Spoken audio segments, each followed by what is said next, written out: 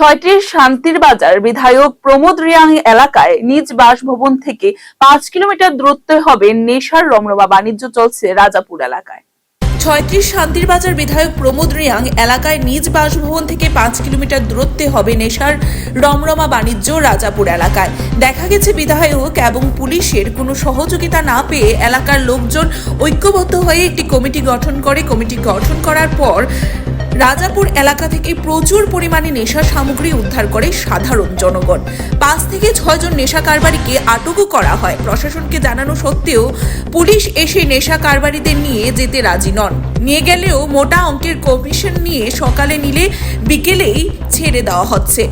Police প্রশাসন ব্যর্থ, ওরা গোশ খেয়া কোনো কাজই করতে আসে না। ডাইরেক্টলি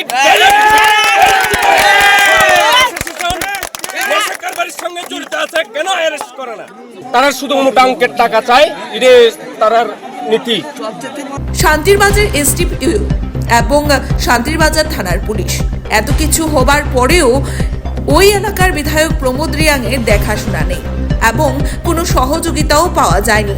সাধারণ জনগণ নেশাখোরদের আটক করলে ওই জায়গায় গিয়ে এসডিপিও বাপ্পি দেববর্মা সাধারণ জনগণের উপর খেপে যায় এবং আজে বাজে কথা বলতে থাকেন।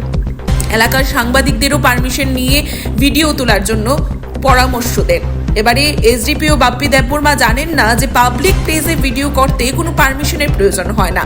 এখানে বোঝা যায় এসডিপিও সাহেব কিছু গোপন রাখার চেষ্টা চালিয়ে যাচ্ছে বলে মনে হচ্ছে এবং প্রশ্ন জাগছে জনগণ মহলে। পুলিশ প্রশাসন ব্যর্থ, ওরা গোশ খেয়া কোনো কাজই করতে আসে না। ডাইরেক্টলি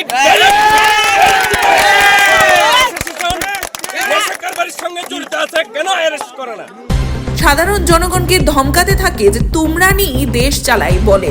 প্রশ্ন এখন, তাহলে কি আমাদের দেশ পুলিশ বাবুরা এতদিন দেশ চালাচ্ছেন? তাই সাধারণ জনগণের মুখে প্রশ্ন উঠেছে, রাজাপুর নেশা কারবারিকে পার পাইয়ে দিতে বিশেষ ভূমিকা পালন করলো এসডিপিও বাপ্পি দেববর্মা। শান্তির বাজার মহকুমা রাজাপুর পুরান পঞ্চায়েত পাড়াতে দীর্ঘ অনেকদিন যাবৎ নেশা সামগ্রী বিক্রি করে যাচ্ছে কিছু লোকজন বলে স্থানীয় লোকজনদের অভিযোগ রয়েছে। নেশা কারবারির বিরুদ্ধে পুলিশকে জানিয়েও কাজের কাজ কিছুই হয়নি বলে জানা স্থানীয় লোকজনেরা। পুলিশ প্রশাসন ব্যর্থ, ওরা গোশ খেয়া কোনো কাজই করতে আসে না। ডাইরেক্টলি সঙ্গে জড়িত আছে, কেন অ্যারেস্ট করে না? কেন অ্যারেস্ট করে না?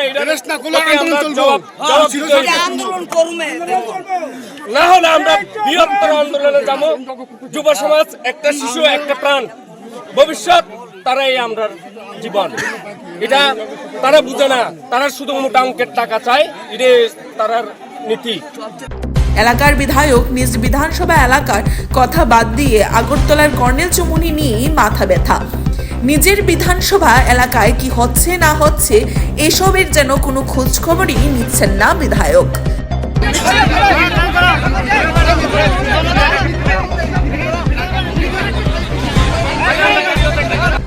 Bureau report, Tripura news 8।